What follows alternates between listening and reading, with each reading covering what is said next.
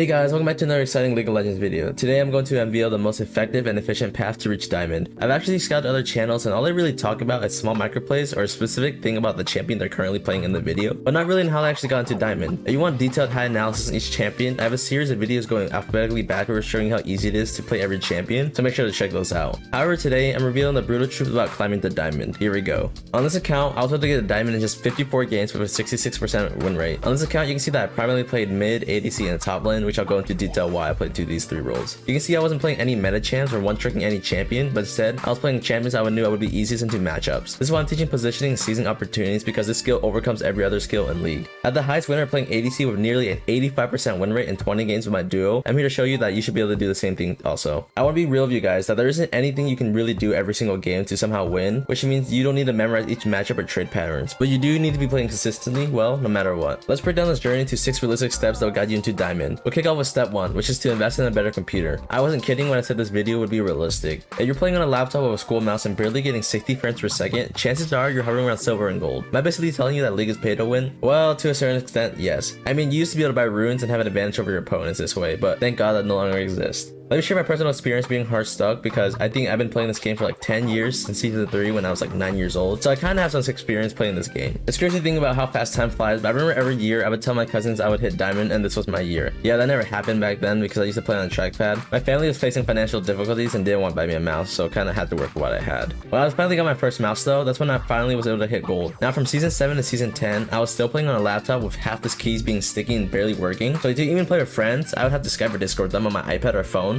separately, which was a little pathetic on my end. I used to get so mad I actually would slam my computer with my fist when I lagged or had an FPS drop, and eventually I broke my first laptop this way. I remember slamming my fist on the laptop so hard it started beeping and started showing code like in the Matrix, like no joke. After that day I stopped taking it so seriously because I promise if you play for fun, you improve faster and have a much better time anyways. Now season 11 where you can see it says Platinum 2, this was the year I built my first gaming PC. The difference was immaculate. From the higher monitor hertz rates, the 200 FPS and having a better mouse, I was able to nearly get the Diamond by hitting my Plat 1 series twice, but I was unlucky with teammates in the end. I remember mentally tilting and going all the way down to Plat 4 and back up to Plat 1 like 3 times. Riot's matchmaking and Lucius Q really is no joke. Anyways, the point I'm trying to make here is all it took was a better PC to perform better. I can see my mechanics happening in real time. I no longer had FPS drops during team fights and drag fights, and I could play just better in general. It really made all that difference. It's like the difference from 60 ping to 0 ping. It's immaculate. Seriously though, if you ever get a chance to play on 0 ping, it's next level. Even this year, I tried to climb on my laptop when I was visiting Colorado, but I couldn't pull off the same mechanics and was low-key hard stuck in gold until I got back into my gaming PC. If you're able to climb to Plat or even Diamond on barely 60 FPS and a cheap mouse, you're incredibly really lucky in solo queue and get carried to your rank, or you're one of the best players in the world and should have gone pro. The second step is to make a new account or buy a surf account for $1. If you previously played ranked with an account you used to learn how to play League with, your matchmaking rating or MMR is basically stuck in a certain elo despite how well your playstyle is. It's incredibly difficult to climb with this as MMR because you're coin flipping more games than usual than you would be in higher elo. The higher ranked and skilled players you get to play with, the higher your chances of climbing are. They won't be underperforming as bad as the current players on your lower MMR account anyways. I understand that most people hold sentimental value to the old accounts where they might have purchased skins or had memories on because I also had one too, but if you truly want the easiest way to climb, I recommend getting a Smurf account. Despite these suggestions, I'm not saying it's impossible to climb on your main account, but if you really want to mentally endure tilting teammates and trolls every other game, I recommend just making a new account. The third step in climbing a Diamond is finding a duo that's better than you or relatively the same skill. From someone who's climbed a Diamond 3 times this year, I'm not saying you need to get a duo to climb a Diamond, but I'm telling you it makes it so much easier. Even though Riot places you with even worse teammates and quote-unquote tougher opponents, having someone to play with who can guarantee they win or even go even in lane makes the game so much easier to play. For you fellow Asians, I can put this in math terms for y'all. When you're climbing, you make up 20% of your team alone. Now when you're duo queuing, you make up 40% and this just increase your chances of winning by 20% with a reliable teammate. Why wouldn't you take this duo to get higher chances of winning the game? Well, you might have the same problem I have. I have no friends. Oh wait, no League friends of course. Most of my League buddies play for fun or we have a significant rank disparity, making duo queuing tricky. Occasionally I get to team up with competitive and skilled players, but ideally you want to play with someone you can frequently play with alongside to improve your gameplay. When making my clan at Plat, I would honestly just add players who playstyle in a champion pool so solid to play with and duo queue with them. Just create a whole roster of duo queuing buddies on your friends list and make sure you label them what roles they play and what champions they play in the notes section. When you're able to communicate with your teammate about when to go in, which summoner spells are up, and which fights to take,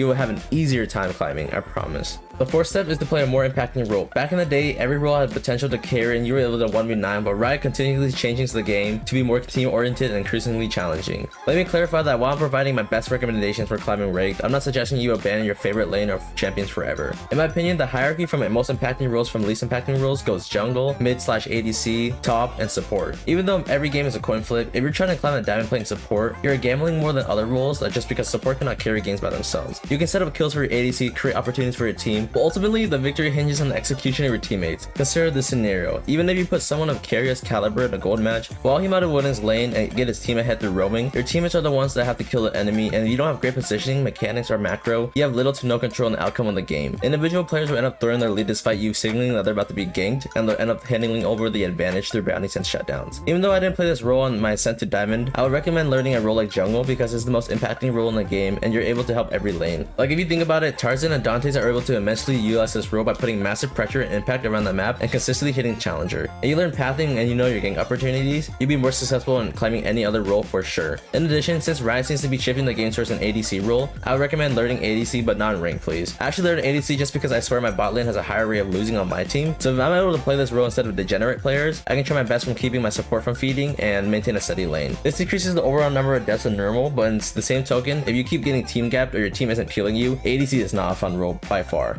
I personally think ADC is absolutely boring and not fun in a solo queue, but if it wins me games, I'll do it. Nobody plays around you and everyone wants to do their own thing. However, the ADC champions themselves are incredibly fun to play.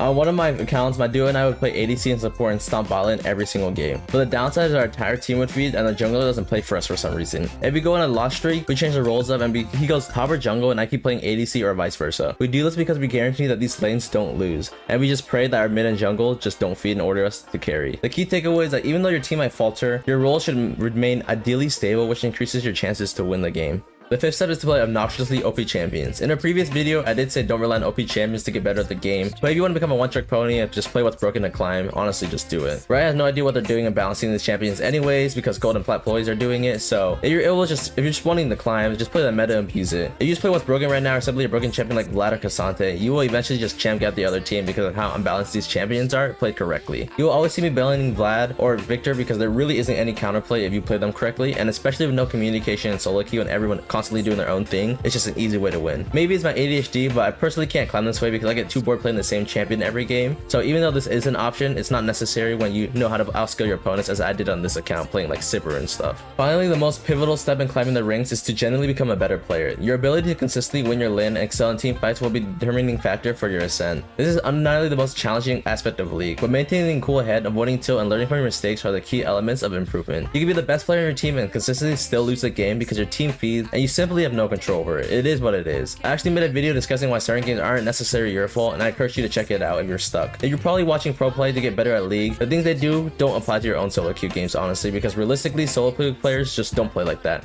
So don't try to replicate exactly what they do. Pro games are completely different because they're all communicating, playing around specific roles instead of chaos happening 24/7. It's hard learning from just watching pro players play because you don't know what they're thinking every instant, which makes improving really tough. To generally improve, focus on refining your positioning, enhancing your macro and micro skills, and learn from the successes and failures of your plays, honestly. As a kid, I really just played League of Legends for fun, which did help me get some experience on the game, but ever since I got my gaming PC, I've been grinding the game and seeing where to improve on. So I'm sharing my knowledge of all you guys struggling in the same boat. If you watch pro players play, everything comes down to team fights, and if you don't know what to do and where to position in that critical moment, then you will have a tough time improving. Moreover, we live in a state of League of Legends where an item like Hullbreaker exists, and a champion like Sonic just split push top all game, forcing the enemy top laner to stay with him. If not, he's able to obliterate towers while nearly being unkillable and end the game. It's ridiculous to be honest, but it is what it is. We can't do anything about it besides quit, which I do highly recommend by the way. Your mental health will skyrocket, but if you're the same boat as me and addicted, then I try my best to help you all out. That's really all I have on how to get a diamond today, but let me know if I missed anything in the comments. Everything I provide on this channel is completely free and you will never have to buy coaching, I promise. Buy Chipotle instead. Anyways, like Tyler once said, it's really not needed. These videos on each champion will be the best way to learn positioning and strategy. Be able to hear the reason behind every champion and every decision will help you create better habits in your game, so you should totally subscribe to my channel. Have a fantastic day, guys.